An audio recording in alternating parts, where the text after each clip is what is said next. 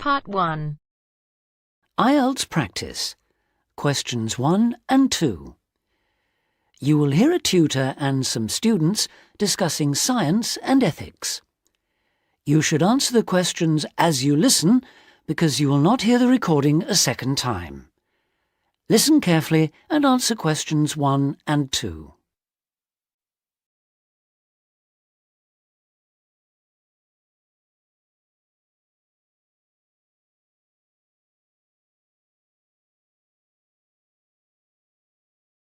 And answer questions 1 and 2.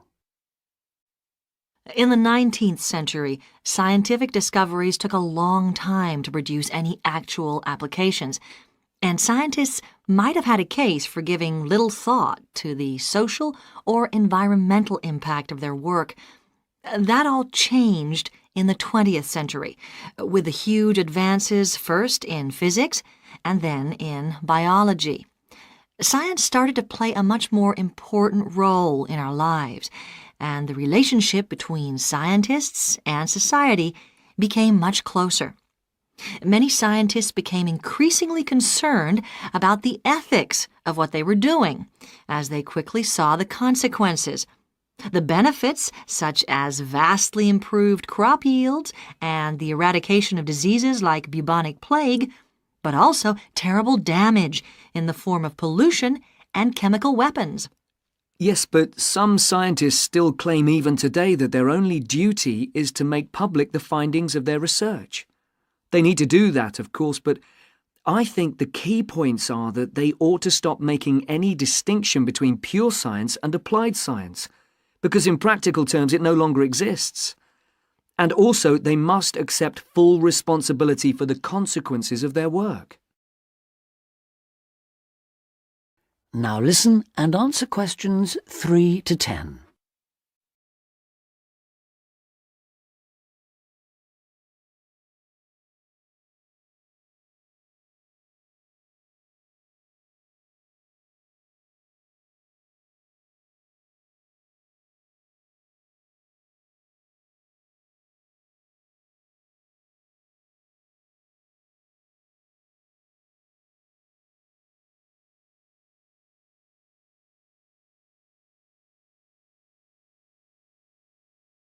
Now listen and answer questions 3 to 10.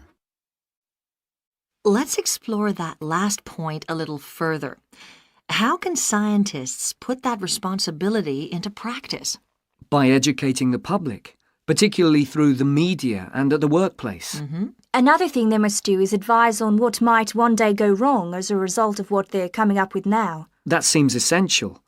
And just as importantly, if and when things do go wrong, they need to sort them out, especially where the fault lies with the original research. How do you feel about the international role of scientists, given that their work crosses frontiers so readily? I think it gives them, or at least should give them, a global view. In this respect, some of them are better placed than many politicians to see how new discoveries are likely to affect particular parts of the world. But will the politicians listen? Probably not. But I'm not suggesting getting involved with politics or politicians. Much better to raise the public's awareness of scientific issues so they can put the pressure on at election time. There's a problem here, though, isn't there, with the way the public sees scientists? They're all either mad or bad. That's something they need to work on, definitely. To regain public trust, they'll have to show they're accountable, and that science is about improving people's lives. That may not be so easy. What do you think are the areas in science that really worry people these days? Science in agriculture, above all. There's been all this media hysteria about Frankenstein foods, but there is a genuine issue here. Whether adding specific genes to plants is a valid way of increasing food production, or whether it risks the appearance of new diseases, of superweeds and pests. Which links it to another controversy, using chemicals to control pests. And that's something else that was at first thought to be harmless, but we now know that the careless spraying of crops has led to all kinds of health problems for people.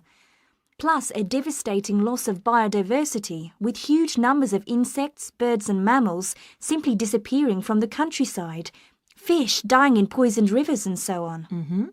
And of course, if we're talking about death on a massive scale, then we have to mention the role of science in enabling the military to wage chemical and biological and nuclear warfare, which has destroyed life in so many parts of the world. Okay, I think we've identified some major topics there. There's something I'd like to add, if I may.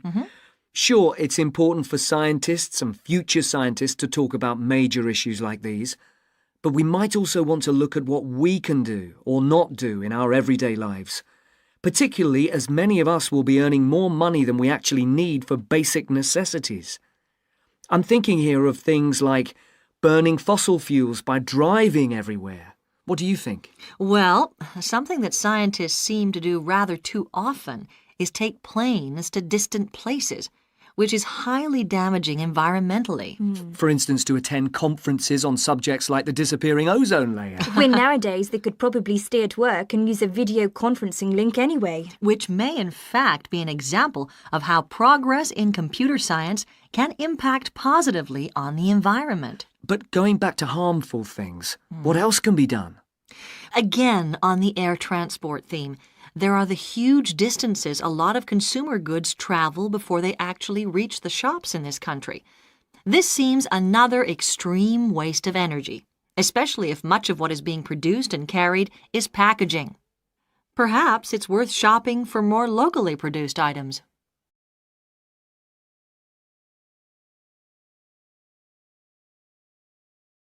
That is the end of part 1. You now have half a minute to check your answers.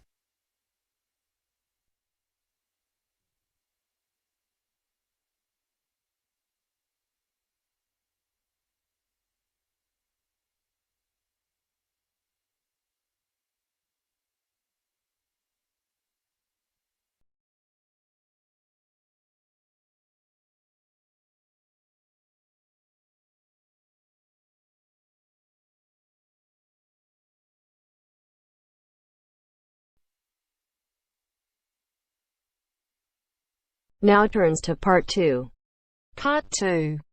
First, you have some time to look at questions 11 to 15.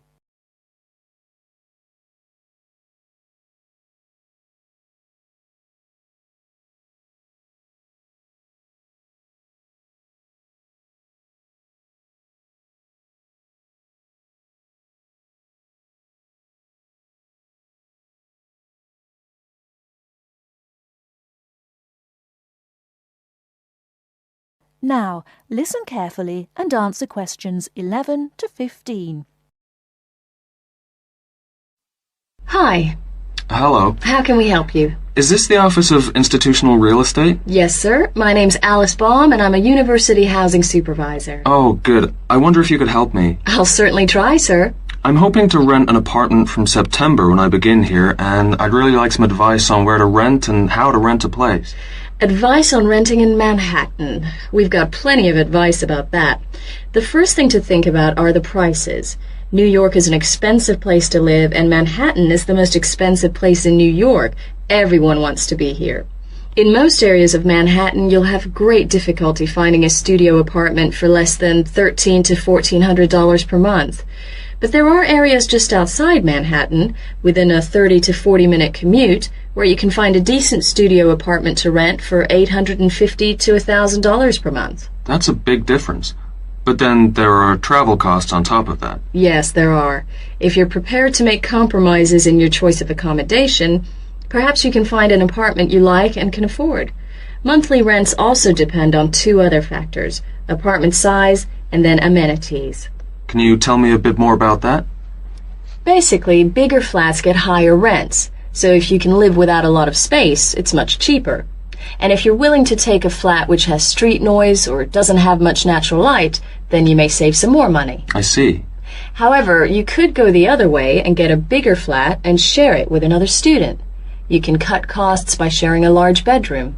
To find a roommate, check the listings for apartment shares in the housing registry. Share a flat. I hadn't given that idea much thought. Lots of our students do that.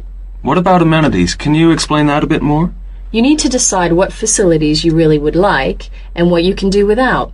For example, do you want a doorman, Would you like an elevator? These kinds of things put the prices up. I don't think I need a doorman. Is there anything else I should know? Yes, remember, the housing market is very competitive, especially for affordable apartments. You need to be prepared to make decisions quickly and be flexible with your plans. Don't start your search earlier than 4 weeks before you want to move in, because tenants only need to give landlords 30 days notice of their departure. Okay. Before you hear the rest of the talk, you have some time to look at questions 16 to 20.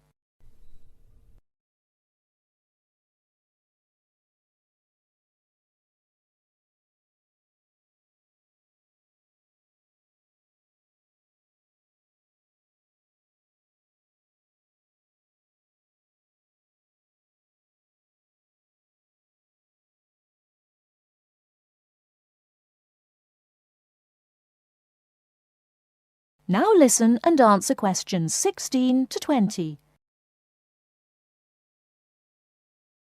And make apartment hunting your life for 2 or 3 weeks. That should be enough time to get familiar with the market and find what you're looking for. What's the best way of finding a place? There are really only 2 ways. You do it yourself, or you get someone else to do it for you. That sounds interesting. How do I do that? There are property brokers who will find a place for you. They can guide you to the property of your choice and help you with the paperwork. Well, that sounds great. But they do charge you a commission fee. In Manhattan, expect to pay between 12 and 15% of the year's rent. That means if your rent is $1,000 a month, the broker's fee works out to $1,800. Oh, maybe not a broker then. And what's the other option again? Do the legwork yourself. Look in the classified ads, call landlord companies, and do online searches. Check out our website first. You mentioned paperwork. Could you tell me something about that? Sure. To rent an apartment, you may be asked to complete an application by your prospective landlord. You may also be asked to pay between $50 and $200 for credit reports. Landlords want to see evidence of steady income and good credit. I see. Because you're a full-time student, most landlords will require a guarantor, someone to guarantee you will pay the rent on time. And when the landlord approves your apartment application, be prepared to pay the first month's rent and the deposit when you sign the lease. That's a lot to think about, and it sounds like a lot of hard work. Thank you very much for the advice. You're very welcome, and good luck.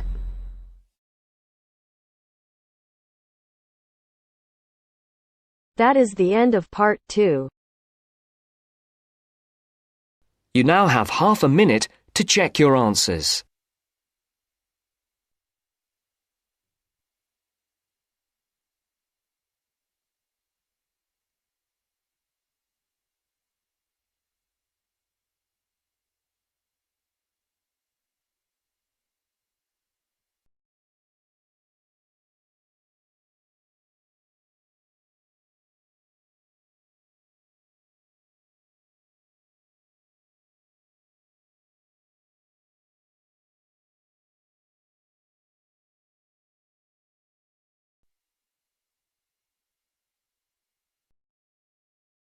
Now turns to part 3. Part 3. You are going to hear a conversation on animal protection. First, you have some time to look at questions 21 to 25.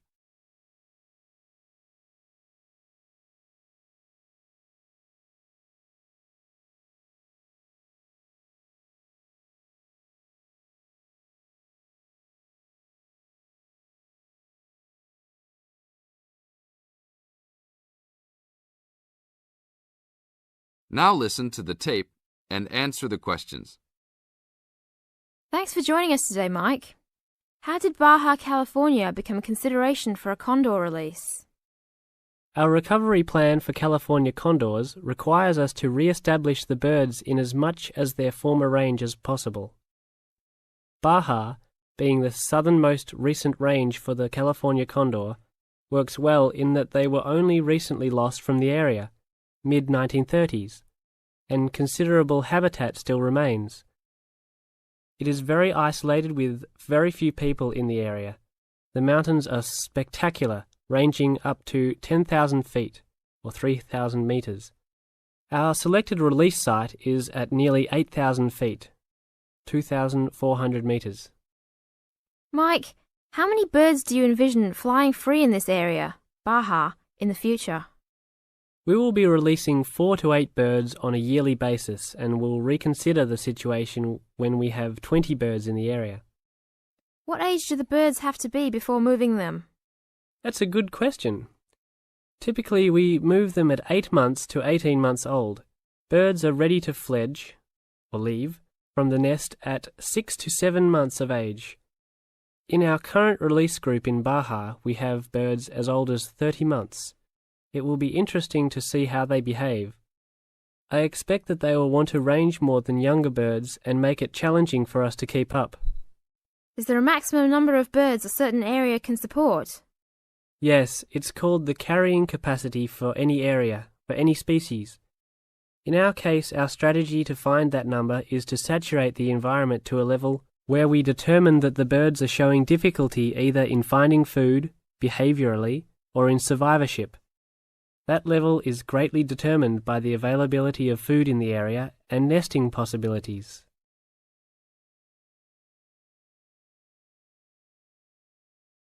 Now look at questions 26 to 30.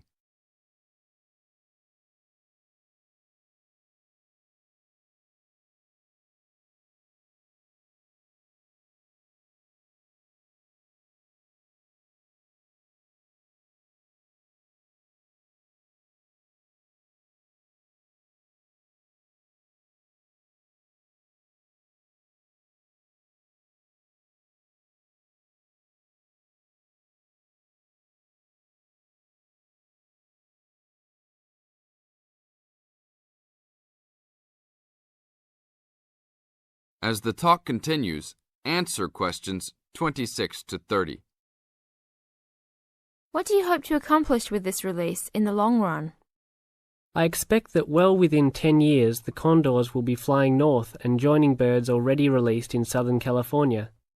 Hopefully we will reach at least 150 birds in each of these populations within about 15 years. What would you say is the biggest contribution to the California Condor program's success?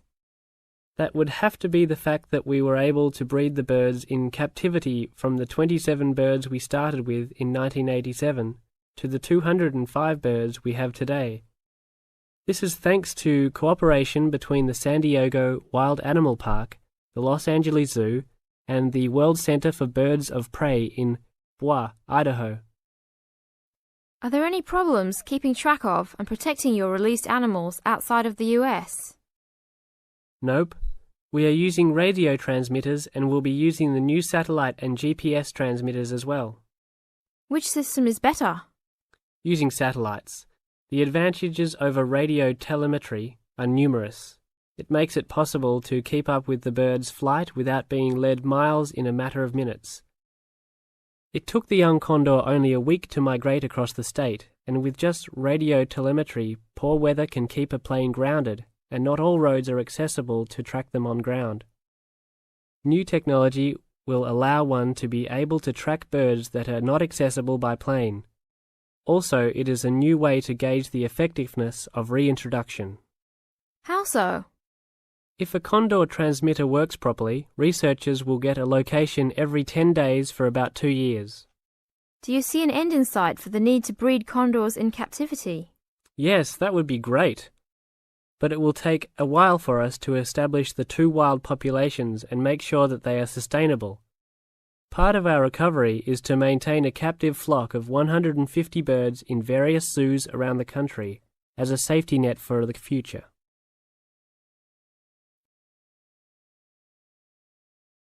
That is the end of part 3. You now have half a minute to check your answers.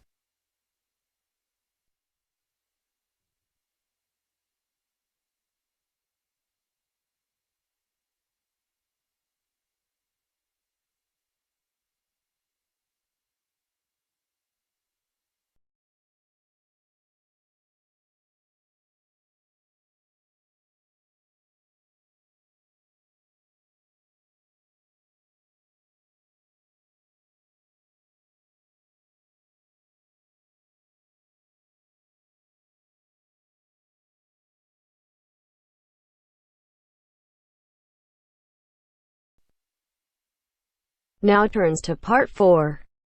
Part 4. You will hear an extract from a university lecture on the topic of marketing. First, you have some time to look at questions 31 to 40.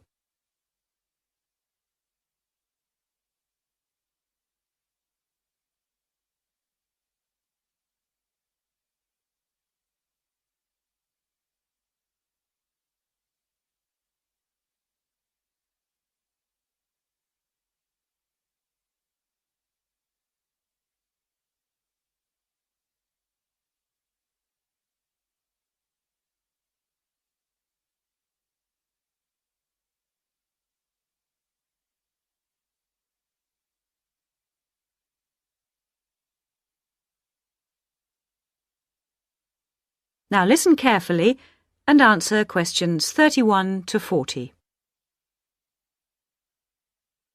Last week we looked at some general principles associated with marketing, and today I'd like to look at some of those points in a little more detail. So, what is marketing? Or put another way, what does the term marketing mean? Many people think of it simply as the process of selling and advertising. And this is hardly surprising when every day we are bombarded with television adverts, mail shots, and telephone sales. But selling and advertising are only two functions of marketing. In fact, marketing, more than any other business function, deals with customers. So perhaps the simplest definition is this one. Marketing is the delivery of customer value and satisfaction at a profit. In other words, finding customers, keeping those customers happy, and making money out of the process. The most basic concept underlying marketing is the concept of human needs. These include basic physical needs for things like food, as well as warmth and safety. And marketers don't invent these needs. They're a basic part of our human makeup. So, besides physical needs, there are also social needs, for instance, the need to belong and to be wanted. And in addition to social needs, we have the need for knowledge and self-expression, often referred to as individual needs. As societies evolve, members of that society start to see things not so much in terms of what they need, but in terms of what they want. And when people have enough money, these wants become demands. Now, it's important for the managers in a company to understand what their customers want if they're going to create effective marketing strategies, so there are various ways of doing this. One way at supermarkets, for instance, is to interview customers while they're doing their shopping. They can be asked about their buying preferences, and then the results of the survey can be analyzed. This provides reliable feedback on which to base future marketing strategies. It's also quite normal for top executives from department stores to spend a day or two each month visiting stores and mixing freely with the public, as if they were ordinary customers, to get an idea of customer behavior. Another way to get information from customers is to give them something. For instance, some fast food outlets give away vouchers in magazines or on the street that entitle customers to get part of their meal for nothing. As well as being a good way of attracting customers into the restaurants to spend their money, it also allows the managers to get a feel for where to advertise and which age groups to target. Another strategy employed at some well-known theme parks, such as Disneyland, is for top managers to spend at least one day in their career touring the park dressed as Mickey Mouse or some other cartoon character. This provides them with the perfect opportunity to survey the scene and watch the customers without being noticed. Okay, well, we mentioned customer satisfaction at the beginning of this lecture, and I'd like to return briefly to that as it relates to what we've just been talking about. If the performance of a product falls short of the customer's expectations, the buyer is going to be dissatisfied. In other words, if the product you buy isn't as good as you'd expected, then the chances are you'll be unhappy about it. If, on the other hand, performance matches expectations and the product you buy is as good as you expected, then generally speaking, the buyer is satisfied. But smart companies should aim one step higher. They should aim to delight customers by promising only what they can be sure of delivering and then delivering much more than they promised. So then, if, as sometimes happens, performance is better than expected, the buyer is delighted and is twice as likely to come back to the store. Now, let's move on to look at the role of advertising. That is the end of part 4. You now have half a minute to check your answers.